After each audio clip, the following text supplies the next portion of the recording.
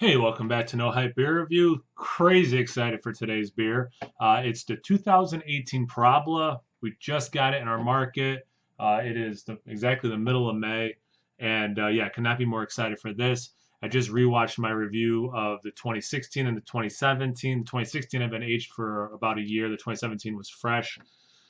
Those were very early reviews for me. It was kind of embarrassing to watch, but if you want to see something that embarrasses me, feel free to go look at those. So I love barrel aged imperial stouts, especially when they're bourbon barrel aged. This is a beer I typically enjoy every single year. It's got a lot of information, which I go back and forth, how much information I want on the label. I'm kind of like, in terms of like a pendulum swinging, I'm kind of back on, I want to know some stuff. So it's 12.7% ABV. I say this every time. I love the smaller format they went to. 12 ounces is perfect. I paid $8.99 for it. It's got like the yeast is a British ale. It's got it's got the color. It is midnight black. We'll see if that's true. Plato, the gravity, the IBU 42, blah blah blah blah blah. How many cases they made? A lot of riveting stuff. I'm sure you tuned in to hear me read the side of the bottle. Um, Now, this one, I was looking, speaking of reading up on things, to see if this was done at Boulevard or if this was Firestone Walker. Um, and I couldn't see anything on the box or the bottle that said, so I don't know. I really like this year's Sukaba, how do you pronounce it? Abacus backwards. And, it's got me even more excited for this. I was able to get two bottles, like an age one, which I'm excited about. Apparently, I didn't clean this glass as well as I thought I did. A little bit of brown at the bottom, but it is pretty dark. We'll say a midnight black. The head, a little lower than I thought it would be. Again, based on just because I'd watched the 2016, 2017. When I did the 2017, it was the middle of a blizzard we were having last year, and there was 30 inches of snow on the ground. I was just able to walk my dog, and then I came home to have this beer. So I'll take today's weather over 30 inches of snow. Let's get to the aroma. Oh, there's a coconut variant too this year. I don't know if I think it's brewery only, but if you get that, get at me. Maybe think of it 'cause I get a little bit of coconut. Definitely getting the bourbon, some caramel, some milk chocolate. Not too much roastiness. Definitely vanilla though from that barrel. A little bit of the wood specific. It's a little sweeter than I remember the aroma being. And again, I just rewatched those videos, but it's a little sweeter than I remember. All the flavor, I'm sorry, all the aromas are working very well together. It smells really good. Let's get into the taste. Cheers.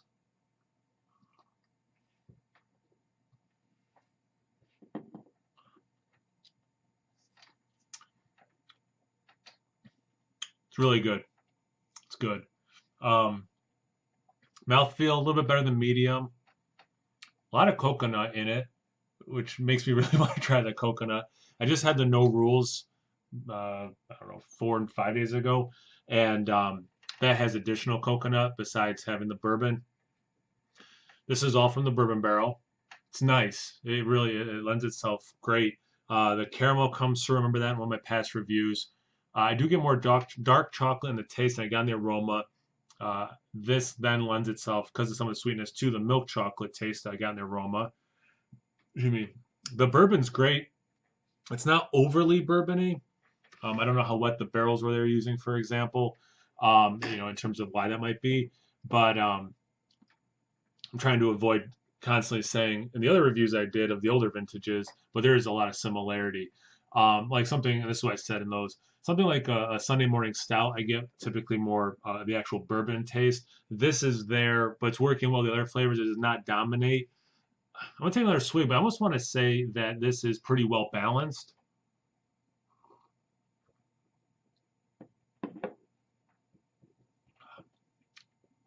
Hint of roastiness.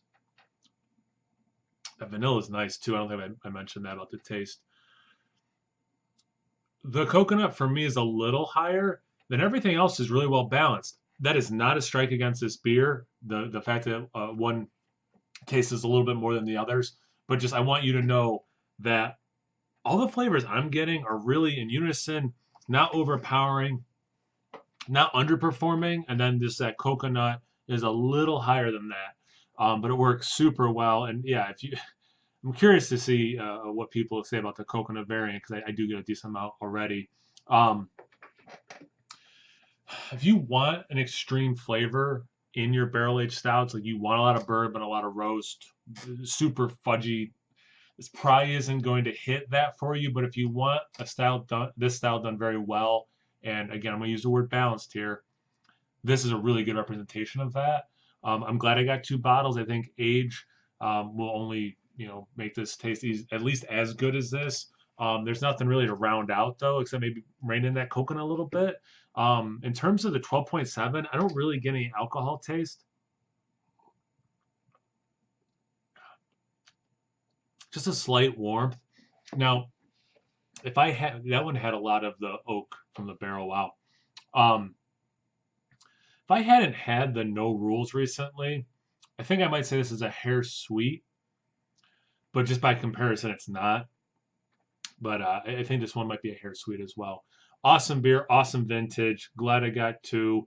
Might see if I can snag a couple more actually. What do you think? Have you had this? Let me know in the comments below. If you haven't checked me out on Instagram on Tapped, it's just No Hype Beer Reviews at both those places. As always, please like, comment, subscribe, and most importantly, imbibe. Cheers, everyone.